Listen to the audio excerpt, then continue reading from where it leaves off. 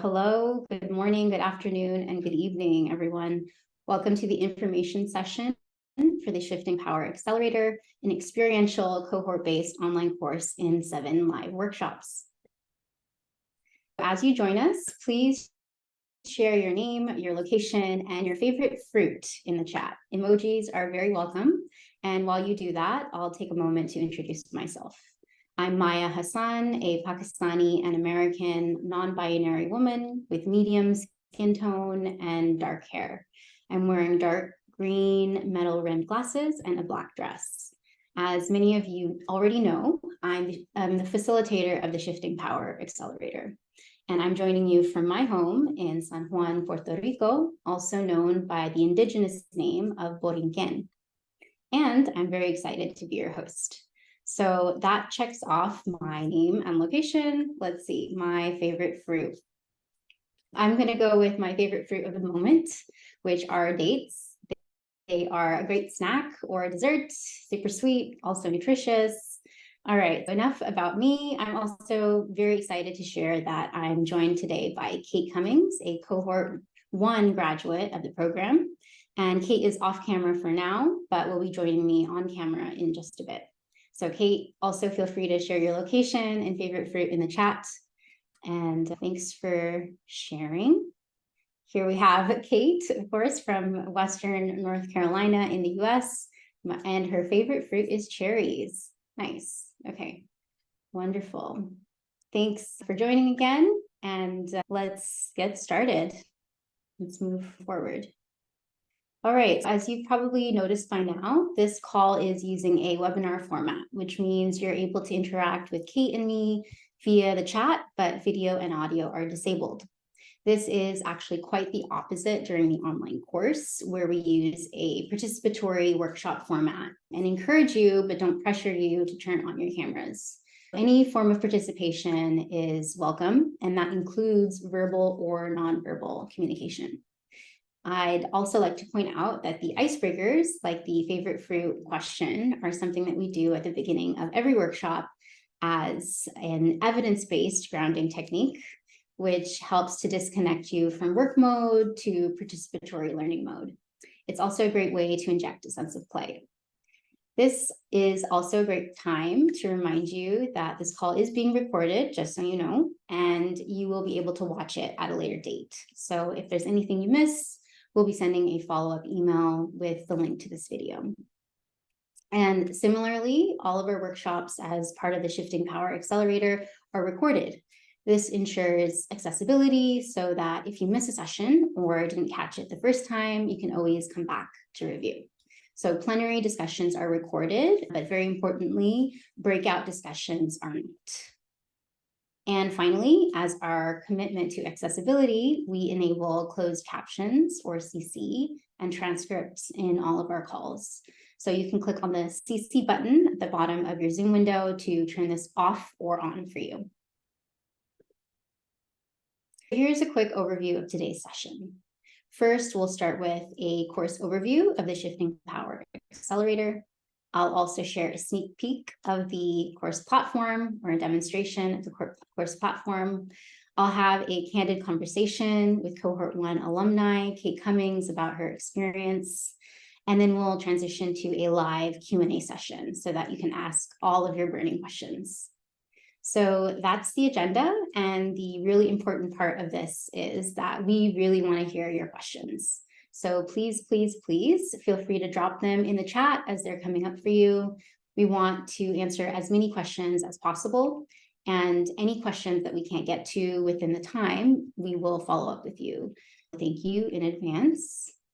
And before we jump into the course overview, I wanted to share my backstory and why I started the Shifting Power Accelerator. Here you can see just a few of the nonprofit organizations that have trusted me in my 20+ year career, from grassroots, national, and international organizations.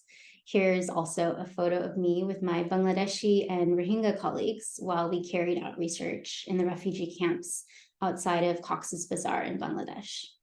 It was actually during my time working for international NGOs and supporting civil society programs in Afghanistan, Central African Republic, South Sudan, Bangladesh, and Myanmar that I kept encountering the same disturbing dynamic. Within the NGOs, there were explicit but also implicit hierarchies. Some people, the ones with the preferred nationalities or educational backgrounds, just had more power than others.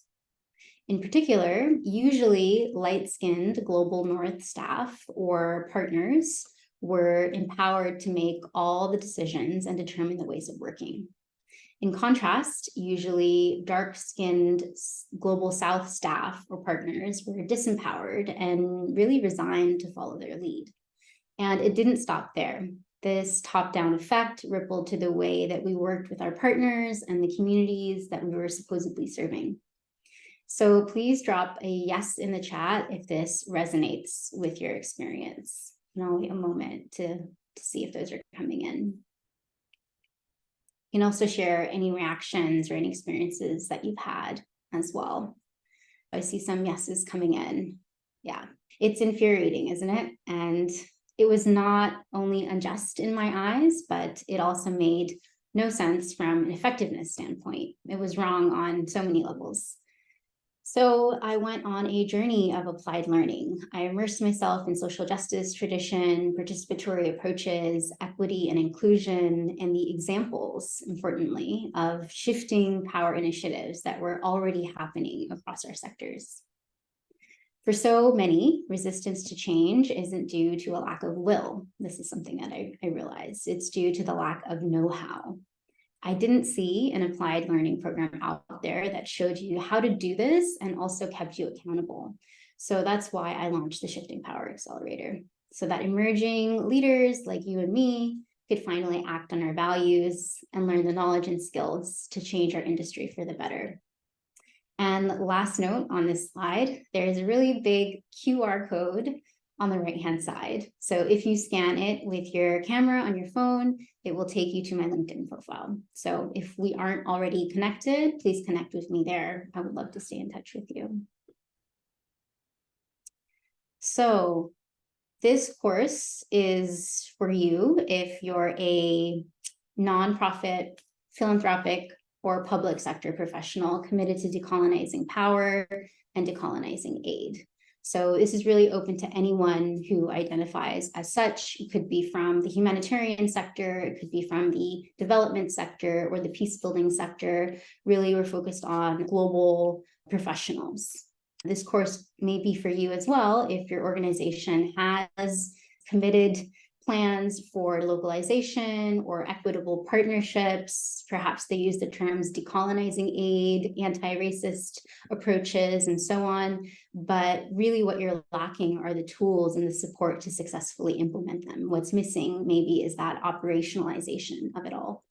And finally, if you're ready to practice shifting power meaningfully, so you're able to carve out the time and the space, and you're ready to do that in a real way. So this means, in the case of this course, being able to invite a local and or community leader to join you on the learning journey. So that's very important. And what are we expecting in terms of the outcomes of this course? And I'm really looking forward to Kate's remarks as well about how she felt that, what was the impact of this course for her. Really, this is about validating your efforts, first of all. So a lot of organizations have set goals, have set objectives, or at least are having conversations around this. But really what's needed is space for critical inquiry. So we'll help you ask a lot of key questions to interrogate really what the motivations are, not only of your organization's role within international aid, global development, but also your role as an individual. So questioning that, really spending some time to reflect on that, and having the metrics, being able to measure how equal or community-led your partnerships really are. How much are you working from a community-led lens with your communities? Giving up gatekeeping for good. A lot of the time we find that international organizations are this barrier between the donor and the national NGO or the civil society organization. They're the barrier, they're the intermediary. They can also be a facilitator, right? And someone who's an entity that is supporting that work. So approaching things from a mutually capacity strengthening model over the outdated top-down capacity building approaches. So here it's really emphasizing what are the partners' needs in terms of what they've expressed and their interests are in terms of moving ahead, and taking their lead in terms of providing growth plans, and also seeing capacity more in terms of complementarity. So that's really interesting in terms of flipping the narrative about how everyone has something to offer. Every group, every community has a lived experience, contextual experience that should be considered as expertise. Also, overcoming barriers to flexible funding. So there may be institutional barriers, there may be emotional barriers that you may be encountering on your teams. So part of decolonizing aid, shifting the power, is really creating funding which is as direct as possible, as flexible as possible, as participatory as possible. A lot of the time, this can feel very daunting. Here in this course, you'll learn how flexible funds and participatory grant making actually work, methods that are clear alternatives to the existing narrative, and how you can build your own mechanisms with your partner support as well as the donor support, which is really important. And finally, innovating your program design processes. A lot of the time we get stuck at theories of change and log frames especially, right? Linear ways of doing things, top down in those traditional method management approaches. But really there's a world of co-creation out there, of community-led design, of co-design. So here you'll be practicing in this course participatory and co-design methods and different frameworks that are actually donor approved and that are community-led and are a bottom-up approach. And so that's really exciting. So if these are all things that you're interested in terms of your own transformation, in terms of your organization's transformation, then this course might be the right course for you. But you also don't have to take it from me. Again, Kate will be discussing more about her experience. I also have here a few testimonials about what people are saying. I'm always a little bit shy speaking for others, but I'm also very committed to accessibility. So I'm going to read some of these online for anyone on the call who's visually impaired. So what people are saying, Anat Kasuto, who participated in cohort 1, says, I cannot recommend the Shifting Power Accelerator enough. The course is very practical. I'm grateful for the cohort experience and the requirement to partner with a local leader or Global South colleague. They helped keep me accountable. Maya is also an incredible facilitator, inclusive and flexible, and challenges us toward meaningful action. Alexis Cooley, who also participated in cohort 1. This was an excellent course. The weekly projects allowed us to immediately apply the lessons. The learning resources were rich and diverse, so I could dig as deep as I wanted. Maya's thoughtfulness and attention to detail showed up in every aspect: engaging activities, instructor feedback, and peer learning. One of the top training experiences of my career. An incredible compliment and very, very kind. I'm also very committed to learning and growth as an instructor, as a facilitator, and so I really take your feedback very seriously. So that will also be an aspect of the course. Here's an overview of what it looks like week by week. So it is a 7-week course. Week 1 is really setting the stage. It's the orientation in which we discuss and we imagine liberatory futures. So what would a world look like where aid wasn't necessary? And in the short run, what would it look like if international aid organizations' roles changed in 5 years, in 10 years, in 25 years? So this is really about doing a visioning exercise and kind of leaning into that discomfort of what if our jobs didn't exist? Really, are we working towards that? Are we working towards a world where every community and every group has full agency over their own lives? And so how can we be better placed as organizations as well as individuals in order to support that? And also a very exciting part of week 1 and the orientation is getting to know your cohort, getting to know your peers. We build in a lot of time for relationship building, for fun activities. That is really a priority because that is also flipping the narrative in terms of how you learn as well as how you can push forward on these initiatives. So weeks 1 through 7, which is the entire course really, every week there is a workshop. There is a 2.5-hour workshop on a Tuesday, which is a live workshop in which you can participate. It's very participation heavy, and which I'll introduce a few frameworks. Here you can see a couple of the week's overview: power and decision making, ethical influence and advocacy, mutual capacity strengthening, community-led design, participatory grant making. And then every week there is also an optional 1-hour session in which we have a weekly Q&A. So I'm available. It's open office hours. I'm on a Zoom call. I'm waiting for people to drop in, come in, say hello, ask any questions. Also, it's a space to co-work. So if you're someone who is motivated by accountability and having more than one person in the room who's we're all working on the same projects together, that's a great opportunity to spend some time and give feedback to your peers and the like. Finally, there is week 7, which is graduation, and the focus is on movement building, on community building. So it really doesn't end here, and that I think I can't emphasize enough is that this course lives on beyond the original course dates. We have a group coaching component that is optional to you, but encouraged for you to take advantage of. That is for 6 months after the course is ended. We have a WhatsApp group that we set up. We have an email listserv.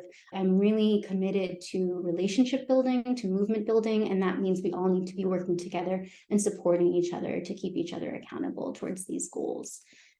Now I'm going to go into a week by week in depth. Let's get started. Week 1, liberatory futures. Here you can see on the left-hand side a few images. The top image is our cohort 1 peers. So that's fun. That could be you if you decide to engage or sign up, enroll for cohort 2. The bottom photos were not actually our partners, but they are real live activists. They are peace building activists, civil society leaders that exist in the world. I took them from Civicus, UNAIDS, AMISOM. So these are real people that exist. And similarly, you are asked during week 1 to identify a partner that you would like to work with. Whatever your Shifting Power initiative is, the focus of that. Perhaps, for example, I got a question recently from someone who works with adolescent girls. And so that is really the community or the group that she is trying to shift power towards, that her organization is trying to shift power towards. So working with children, working with youth, and working specifically with adolescent girls, how would that happen? Who would you need to partner with? It might be an adolescent girl, or it might be someone in that older age group that's closer to that demographic. So it doesn't have to be a global north, global south partnership necessarily. This is very open. It's effectively partnering, assuming that you have some technical experience, that your partner is someone with real lived experience. This is the orientation. I went over it a little bit earlier, so we're just going to skip to the next. Week 2 is about power and decision making. Here, really importantly, you'll be reflecting on your own power, your own position, and your intersectionality. So what are the various identities that you have in the different contexts in which you live or work? And similarly, who are the people that you're working with? And where do they fit in these locations? So whether that's your local or community partner and reflecting on their position, or someone more senior in your organization who you're trying to convince to shift power in a certain area, you'll get access to. This is an open source tool, so you can look it up and it's free. You can get it yourself. You don't have to take the course to get this tool, of course, but here we really work with you to understand it, to apply it, and to share your experiences with each other. Week 3 is really exciting because this is actually a new workshop. We didn't do this workshop in cohort 1, but this was based on demand. This was something that was asked for by cohort 1 participants, so I decided to include it in this upcoming cohort. Week 3 is about ethical influence and advocacy. Really, a big challenge for us is how do we convince our supervisors, our leaders within our organization to push forward on change in very concrete ways. We're navigating both institutional barriers such as compliance and the way things have always been done, as well as emotional barriers. Maybe someone just doesn't have the time or feels threatened and is afraid to engage in a certain change. So here is really about learning what are the different principles of influence and persuasion, as well as the differences between power-based change versus relationship-based change. You can come about it from different angles. So really trying to understand that and applying it to an organizational change within your influence and describing that initiative. Week 4 is about mutual capacity strengthening. So again, we talked about this a little bit earlier, but evaluating your organization's current capacity building approach is really important, and trying to also understand capacity in a different way. So the term capacity tends to be very top-down, very much related to technical expertise, but here we're challenging you to think about capacity in terms of lived expertise as well. Lived experience is a form of expertise. Additionally, we're looking at effectiveness, right? So in terms of learning models, what is actually most effective? A lot of the time when we work with our partners, we're trying to understand their organizations and their organizational systems and supporting them in building organizational capacity. So here is also an opportunity for you to think about growth areas based on partner-led development. So where your community partner or your local partner is identifying a need for growth and you following their lead. Here we have week 5, community-led design. So this is about similarly evaluating what your existing project design approach is, as well as understanding the community-led continuum. So a lot of the time we throw around these words, but we don't actually define them well. Community-led can be many things. Is it actually owned fully by a community? Are your programs fully owned by a community? Very, very rarely. Are they driven by the community? Are they shaped by the community? This is a continuum, and you can be at different levels of this in terms of participation and decision-making. So we link this also back to the power and decision-making workshop, in which where are community partners actually making decisions? Are they making them at the strategy phase, the framing phase of the problem itself, or are they only involved at the very end when we're implementing? So here we'll share an actual approach that you can use, which is called the co-design method, which is being used by a number of international organizations, as well as local organizations, and participatory design techniques that are fun, that are engaging, that are alternatives from the log frame. So this is one of my favorite workshops. And then week 6 is participatory grant making. Here we're looking at an industry tested, approved approach. A lot of donors, a lot of philanthropists actually are using this now, and they're innovating on this as well. You would review your organization's funding or grant making approach, and how can you make it more participatory? How can you make it more community-led? So looking at frameworks that exist currently, as well as looking at case studies. Here, we're also looking at flexible funds. What does it mean to have a flexible fund in terms of multi-year funding, in terms of alternatives to the requirements that are normally there for funds to be dispersed to local organizations? What are alternatives? What are ways to go about this? And a project this week would be creating a stakeholder map to see how you can actually create change, as well as an influencing plan, taking lessons from the ethical influence and advocacy workshops. It all is really interconnected. And then finally, here we're at the end, week 7, which is movement building and graduation. So this is a time of celebration, celebrating the achievements. Every week up until now, there have been assignments, there have been meetings with your local or community partners to engage on all of these topics, digging deep into them. Here we'll be reflecting on your key takeaways, but really it's about the movement, and we do not want to lose this momentum. The end of the traditional course, the course duration, is not the end of our relationships, is not the end of the support. In addition to the course dates, I offer a one-on-one coaching opportunity to discuss a topic of your choice, whether that's professional or related to your organizational challenges, and get personalized feedback and advice. I think the most exciting part of this is the group coaching component, and maybe Kate can discuss a little bit about that as well, which is the community of practice that stays with you. And that is monthly coaching for 6 months after the course is over, a WhatsApp group to stay in touch, a Google Groups listserv to stay in touch as well, so we can continue to share resources and support each other. Now, wrapping up a few elements of the course, which you may have missed, is that this is a cohort of 10 peers or less. We keep it small so that you can build those relationships, but also have enough time to discuss and participate. So that's really important. And they really are your peers. We take great effort to make sure that it's people who can understand your challenges, that it's a safe space as well. Weekly assignments with a local partner. I mentioned that earlier. The 6 months of group coaching, the WhatsApp group and email listserv. We are using the Maven platform, which is an award-winning e-learning platform. So I've taken it myself as a student and I fell in love with it. It has a really nice layout, which I'll show you in the demo and the sneak peek in just a moment. We have industry-tested tools and templates, real case studies and examples, the personalized coaching, lifetime access to videos and materials. So you will always have access to the course platform itself, where all the resources are available, as well as all the recorded videos from all of the workshops.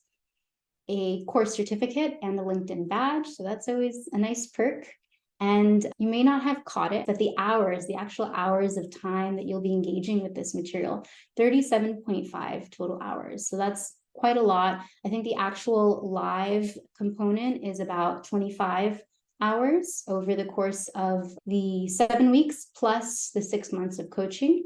And then you have some time with your partner. And then finally, the price. It is currently priced at $600. This is subject to change, of course, as we add more features. Important dates. Please mark your calendars if it's something that you might be interested in. Cohort 2 is starting on September 5th.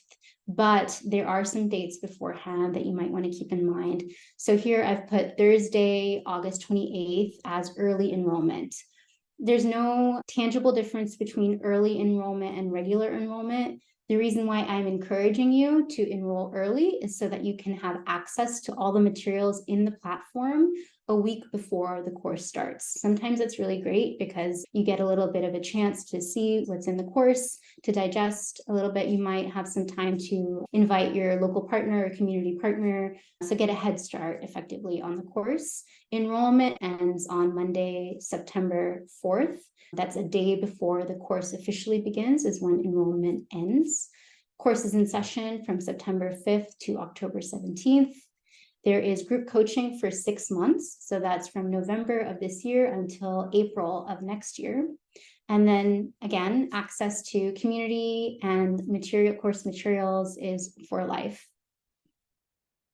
So I don't want to put pressure on anyone. If this doesn't feel like a good fit, that is 100% fine. I am active on LinkedIn. I'm constantly sharing resources, whether that's through my email newsletter or on LinkedIn. So I encourage you to stay in touch. There's no pressure here. But if you want to learn more, I highly encourage you to visit the website. There's a lot of really great information there. If you want to help me in continuing to adapt the course according to your needs, I encourage you to take this survey. The hyperlink is tinyurl.com/SPA-survey. And then the website for the course is tinyurl.com/Shifting Power course.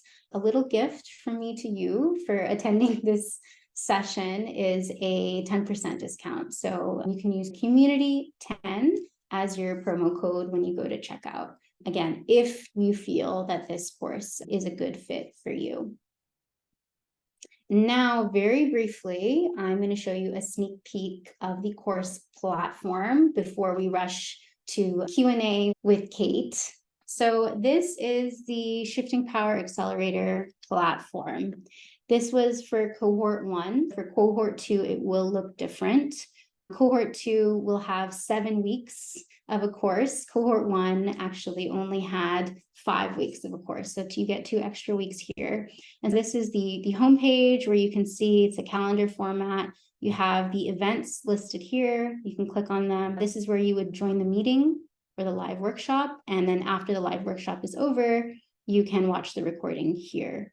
So that's pretty handy. We have little projects as well. This one is called 2 Truths and a Lie. So like I mentioned, sometimes we do icebreakers and integrate some participatory activities in that way. We also have the live Q&A lab, the projects on a weekly basis as well. So here you can have the events view, you can see all the events at once.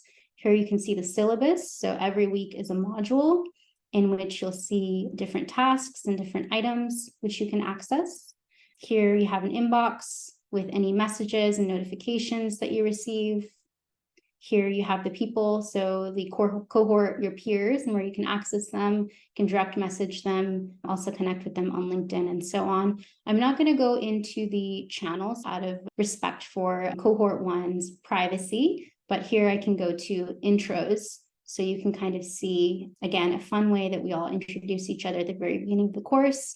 But otherwise, I share announcements here. We have a community discussion board for different topics, and our projects are shared in the share your work area. All right, so I'll stop the share there, and I'm inviting Kate to turn on your camera. Hi, Kate. So Kate, why don't you tell us a little bit about yourself? Who are you in professional terms, maybe a little bit about your background, and then I think people would love to hear maybe something personal that we might not find on your CV. Thanks so much, Maya. It's wonderful to be here. I'm such a big fan of the course, as you'll soon learn. I'll briefly describe my appearance. I'm a white-bodied woman with long brown hair, and I'm wearing gold earrings and a necklace and a white and black short-sleeve top. I live on the unceded land of the Cherokee in the Appalachian Mountains of North Carolina, in a place called Asheville. I've worked in the international development and humanitarian space for about 12 years, primarily on tech and innovation projects, as well as electoral transparency initiatives and language services in emergencies in West Africa and in the MENA region. I took a step back a couple of years ago to reassess my role in the space and, quite honestly, whether or not I could be a part of the change that I really wanted to see. And I've recently decided that I do want to return to the global development space with a focus on exactly the shifting power to local communities and partner-led initiatives and creating more equitable relationships between donors and NGOs and these communities. Something you may not find on my CV is, although it's somewhat known, is I'm a huge fan of boxing. I box myself and I love the community around it and the sport. So that's a bit about me. Lovely. Thanks for sharing. I'm sure you have a lot of boxing analogies that you could bring to international development humanitarian assistance. All right. So for everyone's benefit, I'm just going to ask a couple of questions, but I'm going to open it up also to anyone who's joining us. If you do have any questions, please drop them in the chat. I will just pick them up as we go. But to get us started, how did you learn about the Shifting Power Accelerator? I believe someone on LinkedIn that I was connected with shared it. So it was entirely through LinkedIn. I wasn't aware of your work or this course before that. So I'm very lucky that I stumbled on it. And then what were the challenges that you were facing at the time when you even started to consider it as something that you might take? Well, like many who I imagine are listening to this, there were a number of challenges that I was looking to better interrogate and address with this course. So how to return to the sector with a focus on shifting power, I found that it's been a challenge for me to figure out how to navigate where I'm best placed to have meaningful impact. And I thought that learning more about this movement, especially in community, would help me understand where, as someone who used to be entirely based in country, and in these chief of party or country director roles, I think that that's no longer the place for me. And how could I be effective in another capacity? So that's part of what I was looking to understand. And also, to be honest, to gain a little practical hope about what is happening in this space and how can I learn from those that are real models for how to shift the power in groups, whether they're big or small. Something that you mentioned reminded me of a discussion that we had earlier on in the course where you said, or I think someone else, Maya, you're such an optimist. I don't know if that's how things actually work, but I've not always been an optimist, or I think maybe I'm more of a realistic optimist or a cautious optimist. I think there is obviously room to grow, otherwise I wouldn't have created this course. But yeah, there's so much inspiration out there. So I'm glad to hear that the course has also helped you think through that and your role in the sector. So what was the trigger, I guess, in terms of deciding to join the course and deciding this was the right time, the right moment for you? Well, the timing was perfect because I'm in the midst of a job search related to shifting power. So that was ideal. And also the community element of this, the fact that you emphasize the relationships of the cohort also meant a lot to me. I wanted to meet others who were committed to this movement and to learn what their challenges are. How are they approaching them? Mm-hmm. And there was just a lot for me to learn in general about both exploring shifting power in the philanthropic space, which I'm looking at breaking into, but also in the development sector. So I appreciated this course really addressed the breadth of ways that it could be applied. Great. And what was your favorite part, if you'd like to share, about the accelerator, or something that surprised you? Oh gosh, close tie in terms of my favorite part of the resources that were provided and partnering with my Global South colleague. Both of those I could easily speak more about, but I realize we're short on time. So if anyone wants to hear more about that, I'm happy to share. And what surprised me, as I mentioned before, how much is actually happening to address power imbalances and inequity. Everything from Kujalink, an initiative by Adesso, and Pledge for Change, how much movement there is by all of the members in that network, and also the smaller teams and individuals that you've drawn our attention to within these INGOs and that are really pushing for a different approach and how that's moving the entire organization. So that practical optimism for me, I'm also a mix of jaded and optimistic. So I've been really encouraged by these examples. Yeah, definitely. I think that's a good characterization of the type of people that might join the course is jaded optimists, right? You touched lightly upon it, but your favorite parts of the course being partnering with your local civil society colleague or Global South colleague and the resources. So maybe one of those you can tackle and then we come to the other one next. Absolutely. My Global South colleague is Ahmed Ali Saleh. He is a localization officer working in the humanitarian response in Northeast Nigeria. And we'd worked together previously. And I love this opportunity to have a different kind of working relationship, a collaboration. And there were so many ways for us to apply the resources and each module of the course. So honestly, it was a matter of how do we hone in on which challenge that he's facing that we could use these tools to begin to again kind of how can we break it apart and find an area where there's an entry point for him and his colleagues to make a change. And the resources, I think that I learned so much more about participatory grant making, about flexible funding in general, and also around co-design. That's something that I didn't implement very often in my previous roles, and something that I really would love to do more of in the future. So I feel like this course gave me a great introduction to that. Wonderful. That's something that I wanted to be intentional about is doing deep dives or as deep as possible in a 2-hour, 2.5-hour workshop. There's only so far you can go, but at least an introduction to all of these various topics so that people can then have a path forward to pursue whatever their interests are. So that's great to hear that the participatory grant making workshop in particular resonated with you. I'm going to tap into our chat because I see someone has dropped something in there. So Larissa says, hello, Maya and Kate. Thanks so much for sharing all this information. The course sounds very exciting. Yes, we think so too. She says, I work in an international organization and currently lead an internal global change project. So my stakeholders, partners are all internal and I relate to them online. I heard you saying about local partners and grants, which would apply to my experience. Do you think this would be a barrier or a no fit to the course? All right, so Kate, what do you think? Oh gosh, no, I don't think it's a barrier at all. In fact, in cohort one of the participants was really focused on the internal dynamics of her organization and was able to really make some shifts there. So I think it's applicable across the board. And relating to them online, I mean, I've never met Ahmed in person, and we're very close colleagues, and it was not at all a barrier for us. So I think no hindrance there from my perspective. Thanks, Kate. Yeah, I would agree with that. I think the way that the course is designed, it's meant to be flexible to accommodate whatever your context is. So in this case, it sounds like all of your stakeholders, partners are internal. That could be that your partners occupy different levels of the organization, have different roles. I'm not sure exactly what the change initiative is, but the bottom line is you want to be shifting power in real time during the 7 weeks of the course. So if you have an idea of an initiative that you would like to propose, that's something that we can focus on during those 7 weeks. Find a partner, whether that's an internal partner or an external partner, it doesn't matter. Someone who maybe has lived experience or who can provide a different perspective is really important. Absolutely. Larissa, let us know if that answers your question. We can maybe move on to another. So Kate, could you tell me, how is the cohort experience of the accelerator? And are you still in touch with any of the participants? Maybe you can talk a little bit more about that.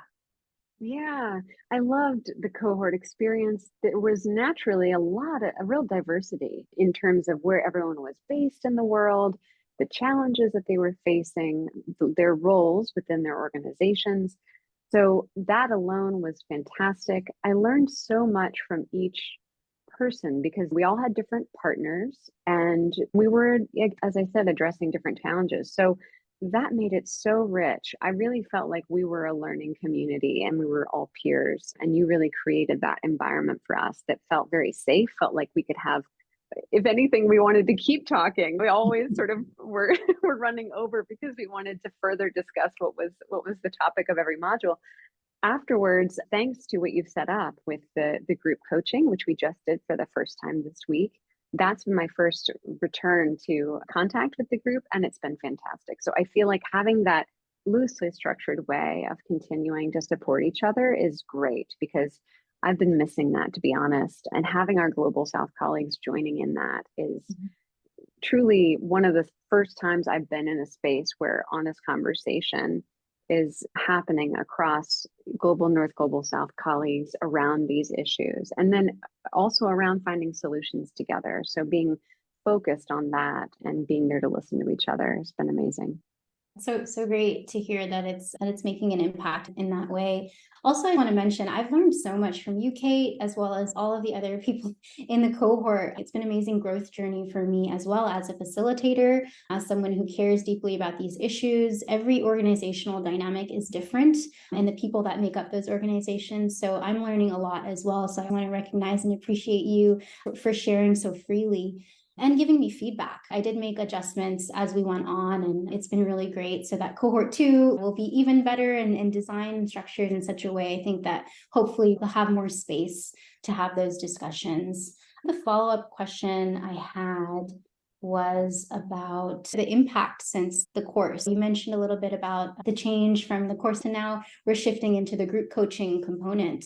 And during the course itself, I think while you're partnering with a Global South colleague or a local colleague or someone with lived experience, they're not participating in the course in the same way as necessarily you are. So maybe you can talk a little bit about that, about, how we structured that and if that made sense to you. Yeah, absolutely. So the structure of the relationship with our colleague for the course, our partner, identifying them in the beginning and then developing the partnership together, the project we'll work on together was great.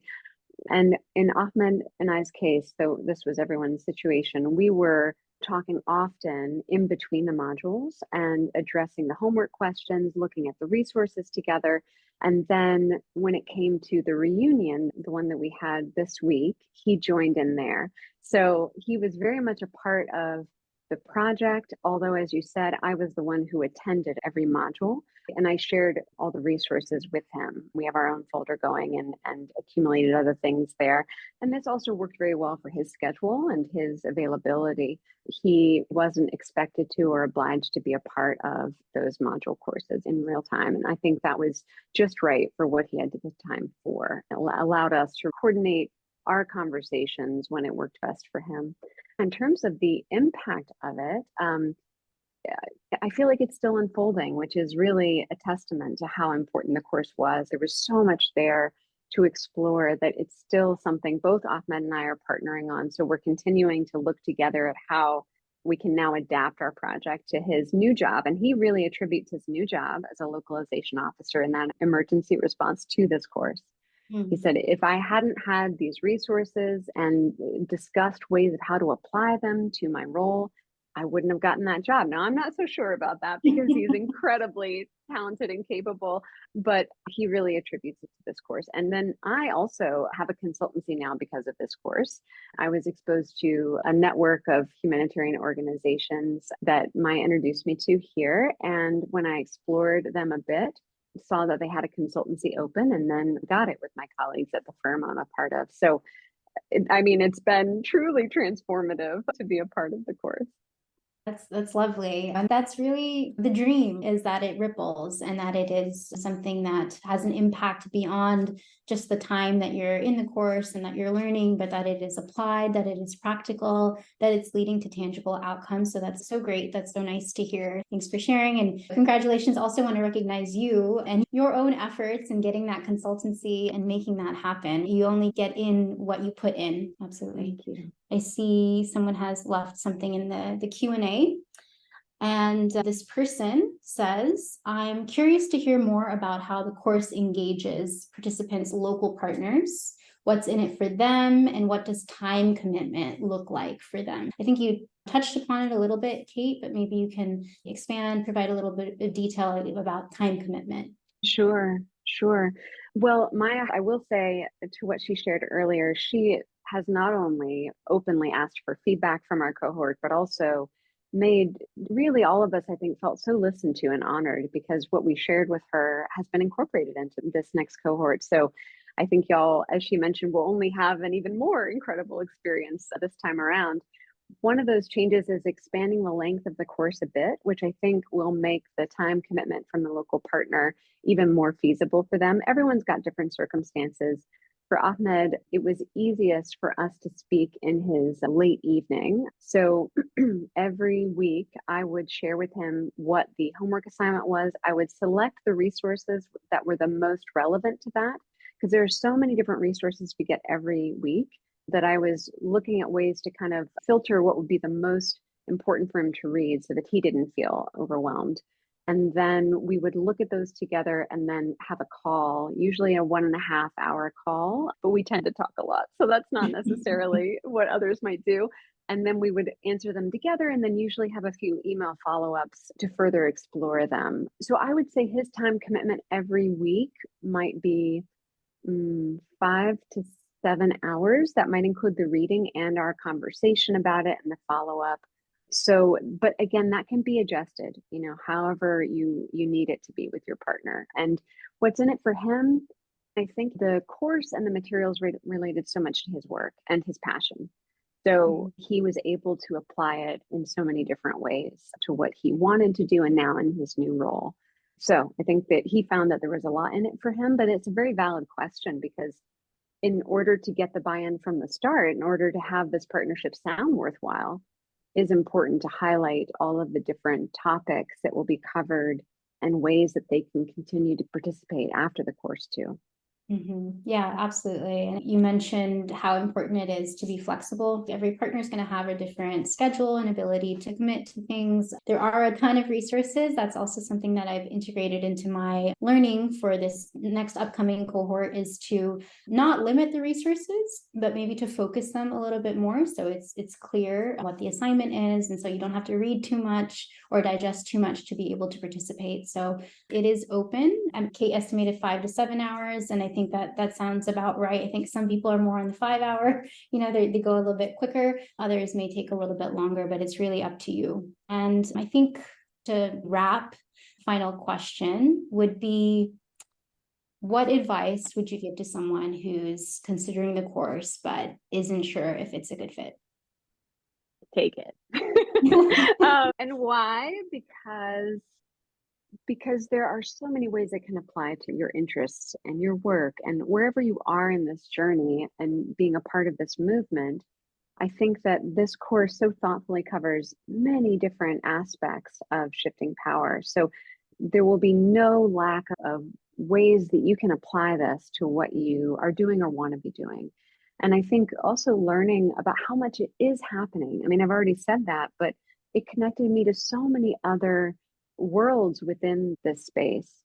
And then the time that you have to ask Maya questions every week, that's a real opportunity to further dive into, like, okay, here's my set of questions or my particular interest. What do you think I could explore beyond the resources? And then there's a whole nother world she opens up there, which I've found extremely useful, and new people I've met because of that. So I think there's no shortage of ways that you could apply what you learn in this course, and the people you meet in it. It can be lonely sometimes to figure out, how can I be a part of shifting power? Or it can feel overwhelming as an individual. How can I possibly do it?